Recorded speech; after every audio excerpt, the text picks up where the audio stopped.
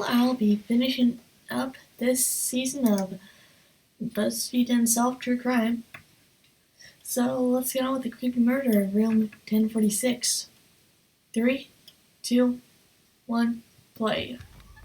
This week on BuzzFeed Unsolved, we covered the creepy death of Roland T. Owen. I gotta say, this one really gives me the willies. Gives you little goose pimples? Yeah, I don't like it. I read about this one at night, much like some of you watched this at night, and I was not a fan of. I'm watching it in the morning. There's things in this that Oh, just. damn, I forgot to charge this little lamp. This is light. Ruffles my feathers, yeah.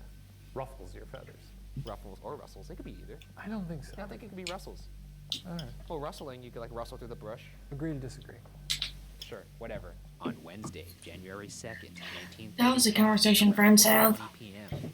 A man calling himself Roland T. Owen checked into the hotel President in Kansas City in room 1046. Witnesses said he was aged anywhere from 20 to 35, with brown hair, a scar on his scalp visible above his ear, and a cauliflower ear. He was nicely. The hell's a cauliflower ear? The bellboy, Randolph Probst, helped Owen to his room, where he reported that Owen seemed to have only packed a brush, comb, and toothpaste. The maid, Mary Soapdick. What's her name? Oh, God, I know what you're... She's a maid, her name is Soapdick. I'm trying to move... What a really funny big laugh you got out of that. Look how happy you are. Oh, man. What a gem of comedy we've mined here today. The maid, Mary Soapdick, said Owen allowed her to clean while he was in the room, but asked that she not lock the door on her way out because his friend was about to visit the room very soon. Soapdick said that Owen kept the shades tightly drawn and the lights off, with the exception of one dim lamp. Other staff members who entered the room also mentioned this detail. I don't want to be in a room when they're in there. That's scary. Yeah. I imagine him just sitting in a chair in the corner, just a shadow man. Clean it. Clean the room. I think you're getting Anton Chigurh vibes from this guy. Fluff the pillow. I don't know who Anton According to the Chigurh maid is. Soapdick's statement to the police, she felt that Owen was, quote, either worried about something or afraid, end quote. And that, quote, he always wanted to kind of keep in the dark, end quote. At 4 p.m., Soapdick returned with new towels, finding Owen laying on the bed, completely dressed, in the dark, with the door unlocked. She also saw a note that read, quote, Dawn, I will be back in 15 minutes.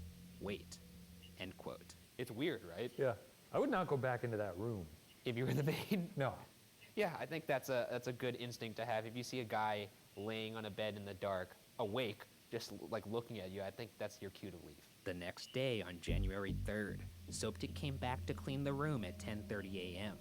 She noticed that the door had been locked from the outside and assumed that Owen locked it as he was leaving the room.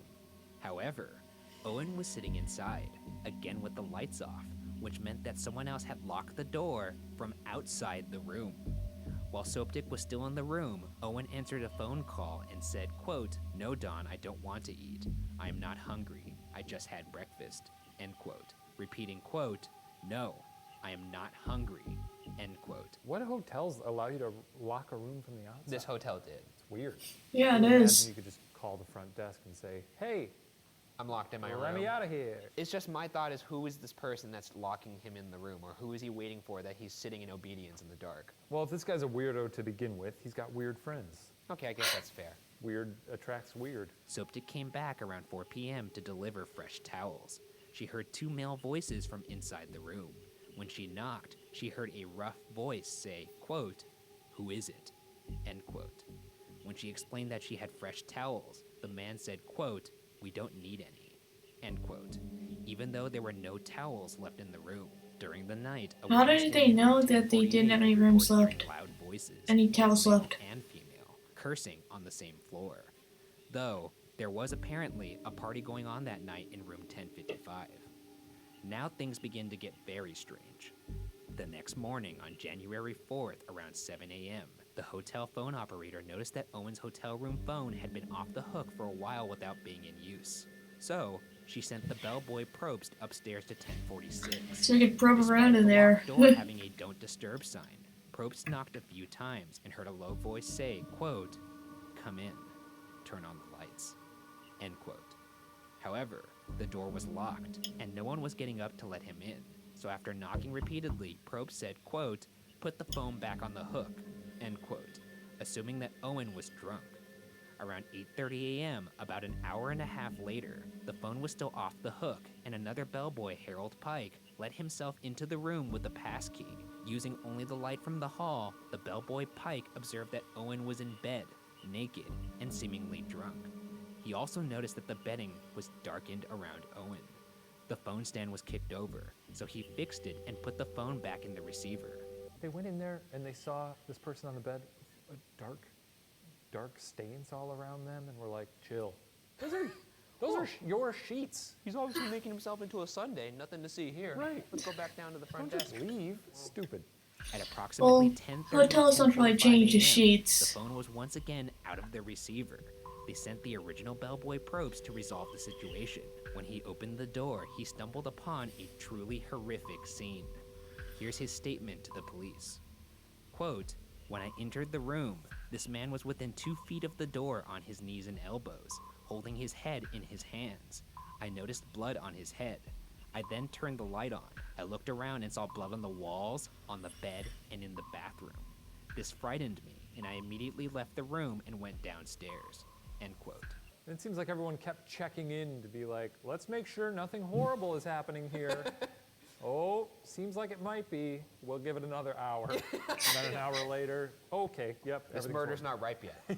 It's not ripe yet for the plucking. Yeah. Also, the way they found him, Imagining that is truly horrifying. he said he was within 2 feet of the door on his knees and his elbows, holding his head in his hands. Like, No, not like that. He's not taking glamour shots. Nice of you to come in. I'm dying. just blood. Owen was discovered with extensive injuries. He had been tied up with a cord around his neck, wrists, and ankles. It appeared he had been tortured. Blood had even gotten on the wall and ceiling above the bed. I'm a little tired of people being so aghast that blood is on the walls and the ceilings. Of course blood's gonna get everywhere. There's a person is beating the shit out of someone and stabbing them. It's also, I mean, come on, it's a visceral thing to imagine that someone's getting beat so heavily that blood is splattering everywhere like a Tarantino flick. Yeah, well, that's what happens. If you put your finger in a cup of blood and just went, Okay, wait a there's second. blood on the ceiling. Wait, what? He had been hit repeatedly on the head and his skull was fractured. He'd also been stabbed in the chest several times. His lung was punctured. There was bruising around his neck that could mean he was strangled. Remarkably, Owen was somehow still alive though. One of the detectives to arrive on the scene would ask Owen about anyone else who had been inside the room. Owen responded, quote, "Nobody." This was a mob hit. Although he was hardly capable of talking and not fully conscious. He explained, quote, "I fell against the bathtub," end quote. Hell of a fall. Almost like he was pushed. So in this scenario, he falls against the bathtub, rolls over into the bed, and then starts bouncing up and down so the blood splatter goes onto the ceiling and walls. Yeah. And probably bouncing on the bed so hard that he hits the ceiling a few times and breaks all his It bones. fractures his skull. Yeah. You know, I bounced my head off the bathtub and I thought I'd go for a little bounce in the bed. Jesus Christ. And tied himself up somehow? After this brief exchange, he was completely unconscious and was taken to the hospital. According to a doctor, the injuries on Owen's body had occurred 6 to 7 hours prior to Owen being discovered. It's a long time to bleed. That means that by the time when they first went to go check on him, when the phone was first off the hook, he was already injured at that point. He was already bleeding out. Yeah, And still said, he probably got "Come in, knocked off the turn hook. on the lights." Unless, of course, it wasn't. Probably got knocked off the hook. More murdering. Detectives found no weapon, nor any of Owen's belongings in the room, therefore removing suicide from the equation. 4 fingerprints were found on the phone stand, potentially from a female. Owen would die after midnight on January 5th at the hospital. When Owen initially checked into the hotel, he mentioned he was from Los Angeles, but Los Angeles authorities were unable to find any record of a Roland T. Owen, bringing into question whether that was the victim's real name. His body was placed for viewing at Melody McGilly Funeral Home. As the story spread, more and more people began reaching out to Kansas City authorities to see if their missing loved one could be Owen, to no avail. Next, police focused on the mysterious Don, that Owen referred to several times while at the hotel. Don was also conceivably the man with the deep voice that the maid heard through the hotel door. Nevertheless, the police's search returned no results. Owen's Jesus, upcoming burial was announced by the Journal Post on March 3rd to be in a potter's field. However, the Melody McGilly Funeral Home received a call from an anonymous individual who said they would send the money necessary for providing Owen with a proper funeral. Somebody knows who he is, and my suspicion, what if it's Don? Here, because like Don is a very tough love kind of guy. I suppose, I mean, there's two reasons why he would not give up his killer, right? Love, or maybe he was being entrapped somehow. Like maybe there was some kind of leverage against him. You think this was a lover's quarrel? It could have been. Why would he pay for his funeral if he killed him? Or, like, and if it wasn't the killer who's paying for the funeral, why wouldn't that person just step forward and be like, yeah, that's fucking Jerry? Right. The plot thickens. It does indeed. This is a thick-ass plot. Like a Plot is like thick a as hell. like a thick soup. Peach. Oh, it's a juicy peach, all right, and I got juice running down my chin. Oh, gross! He had a napkin. Sure enough, on March 23rd, money, bundled in a newspaper, was delivered to the funeral home from an anonymous sender. Funeral flowers were anonymously arranged with the Rock Flower Company, along with a card that said, quote, "Love forever, Luis," end quote, placed on Owen's grave. You know, I'm just going to start sending flowers to people's funerals and say, love forever, Luis. You should just say, love forever, Shane, and a picture of yourself. Like that. But then people are going to ask me questions like, why'd you do that? And I'd say, it's a funny joke. And they'd say, this is a funeral, you know. Skipping forward about a year and a half later, in 1936, a friend of Ruby Ogletree found an American weekly piece chronicling the Owen case. Upon looking at the magazine, Ruby would correctly identify Owen as her son, who left Birmingham in 1934. Owen's actual name was Artemis Ogletree, and he was only 17 years old. Sounds like a Harry Potter boy. What? That sounds like a little Hogwarts student. Artemis Ogletree? Oh, okay. I thought you were referring to the context of the case. It sounds like the story of Harry Potter. No, things turned out better for him. Yeah, I think he went on to have great adventures. Yeah, he wasn't brutally murdered in a hotel room. That would be a rough end to that tale. Ruby Ogletree, his mother, had actually received 3 letters from her son in the spring of 1935. However, these letters were delivered after Owen's death and were typed. According to a sensational newspaper account of the murder case, this was especially suspicious because Artemis didn't know how to type. This article also reported that the letter's tone was, quote, slangy and unfamiliar, end quote, to Ruby Ogletree. Is it weird back then that you could just pretend to be someone? You could still do that today. Nah. I bet you I could check into a hotel right now and say, my name is Ricky Goldsworth. But then they're going to say, oh, do you have a credit card, sir? And I'll be like, oh, yeah, this is my my friend. I'm just putting it's just a deposit, That's right? not going to fly. They're going to put handcuffs on you right away. Where'd you grow up, Ricky Goldsworth? Oh, I grew up down the road. Where? No. What city? Oh, New York City. You grew up in New York This City. is happening in New York now. What's your mother's name, Ricky Goldsworth? Lucy Goldsworth. What's her maiden name? Lucy Gold. See? Crumbling. Well, I wouldn't stumble like that. I'd have a prepared response. And You'd be firing them I'd off? be firing him off, and I'd be like, what's the fucking holdup? I'm trying to check into a room, and you're giving me a goddamn inquisition? Is this how you treat all your customers? All right. Who do you think you are? That's fair. Huh? Okay, and I that's poke fair. him in the chest with this, huh? At this point, I'm giving you a room. All right? You did it. You win. You win, Ricky. After some time, it was revealed that Artemis Ogletree had also stayed at the St. Regis in Kansas City with another man, possibly Don. In the early 2000s, Dr. John Horner, the author of an exhaustive account of the murder case published by the Kansas City Public Library, received an out-of-state call about Artemis Ogletree. The caller claimed to find a box containing newspaper articles about the Ogletree murder in a deceased elderly person's belongings.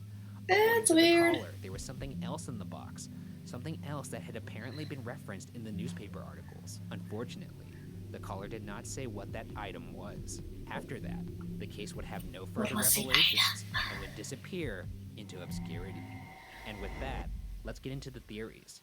The first theory is rather simple, that the man referred to as Don beat Artemis Ogletree to death in room 1046 and acted alone. As mentioned before, it came to light that shortly before his death, Ogletree had stayed in a different Kansas City hotel with another man, possibly Don.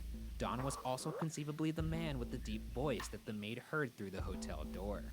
But even if this theory is true, the police were never able to figure out who Don actually was. The second theory is that the unknown Don didn't act alone. This theory relates to an observation by Charles Blocker, the elevator operator the night of the murder. His observation also perhaps sheds a little light onto who Dawn could be. The night of the murder, Blocker saw a, quote, commercial woman, end quote, going to the 10th floor. The elevator operator estimated that the woman was 135 pounds and about 5.5 feet tall. She had dark hair and was wearing a, quote, coat of black Hudson seal or imitation Hudson seal, end quote. What is the commercial? What a commercial woman? Yeah. So, like, she was dressed in very nice clothing, so they called her commercial woman. What? Anyways, I didn't make up the name. This is a That's what they woman called from a her. commercial. Like the Pine Sol lady. Yeah. Sure. Yeah, she was hanging out with the Bronny. It was She was her, next to a big, tall, bald man in a white T-shirt. her, Bronny, and Mr. Clean. They all went and they just went off on little adventures. Blocker claimed this woman was looking for room 1026 to meet a man she was unable to find.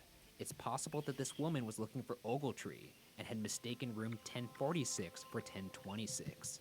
This commercial woman was also seen with a man from the 9th floor, a man that the elevator operator said was the same height and weight as the woman. Some speculate that this man could have been Dawn. If you'll recall, there were fingerprints, potentially from a female, found on the phone stand, and a woman staying next door in room 1048 reported hearing loud female and male voices cursing. So it wouldn't be unreasonable to suspect that this commercial woman and the man from the 9th floor could have been responsible for what happened to Artemis Ogletree. However, there is nothing official on the woman or the man beyond what little is on the internet and my own personal speculation. The third theory comes from many sensational articles published in the following years that suggested Ogletree was killed for being unfaithful to his fiancée. I'd like to call to mind the announcement in the Journal Post that Ogletree would be buried in a potter's field. The announcement that appeared to prompt an anonymous caller to fund Ogletree's funeral, according to a sensational article published in the Newcastle Sun called Mystery Murder in Room 1046. That sequence of events went a little differently. The article states that a woman called the local paper to say, quote, "You have a story in your paper that is wrong. Roland Owen will not be buried in a pauper's grave. Arrangements have been made for his funeral," end quote. I'm going to start using it. A pauper's grave? Well, just a pauper's as sort of a descriptor. Like if I get a subpar salad, Oh, this is a pauper salad. I will not eat this pauper salad. Or if you get like a hotel room that just has a view of the parking lot or the freeway, I'm not going to sit in this pauper's hotel room. Front desk, yes. I will not accept this pauper's view. This is Ricky Goldsworth. You know what the deal is. Do you want me to come down there again? Didn't think so. Man, that guy's scary. Yeah, he's really scary. When asked to identify herself and what actually happened to the man still known as Owen at the time, she replied, quote, "Never mind. I know what I'm talking about. He got into a jam," end quote, before hanging up the phone. At the same time, a man called the funeral parlor where Owen was held and said, quote, "Don't bury Owen in a pauper's grave. I want you to bury him in Memorial Park Cemetery. Then he will be near my sister. I'll send funds to cover the funeral expenses," end quote. Why would he be near someone's I think maybe grave? that may have Someone's been slang for the sister's time. grave. Was it? I mean, it seems, unless these two people just love saying paupers. Either way, the more important detail to mine from that is Sister's the fact grave. Sister's grave.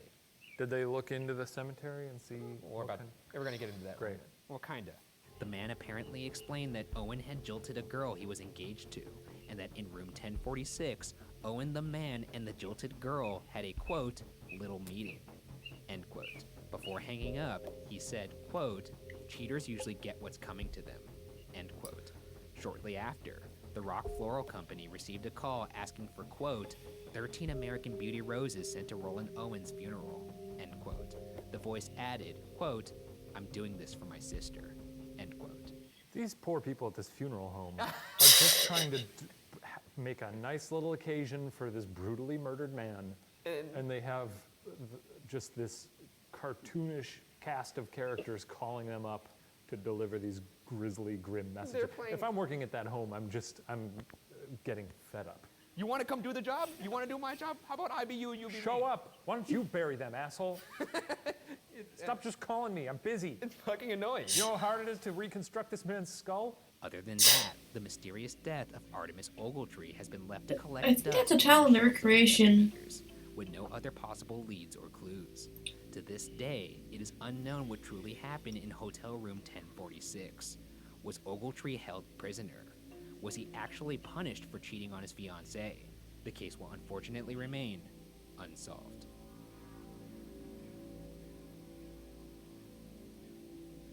After I read about this case, I was in a weird headspace, so I watched clips of people falling on YouTube to go to sleep. You watched people falling Yeah, like a down? compilation of people falling down. That's what I did, and then It's I a went weird to way sleep. to make yourself Well, feel you good. know what? Better to think about that than think about a guy in prayer hands, bloodied on the floor. On his hands and knees bleeding to death. All right, well, that's that. You think they cleaned that hotel after? I'm sure. Oh, that maid probably had to clean it. I don't even want to think about Anyways, They probably had to get another maid to clean it.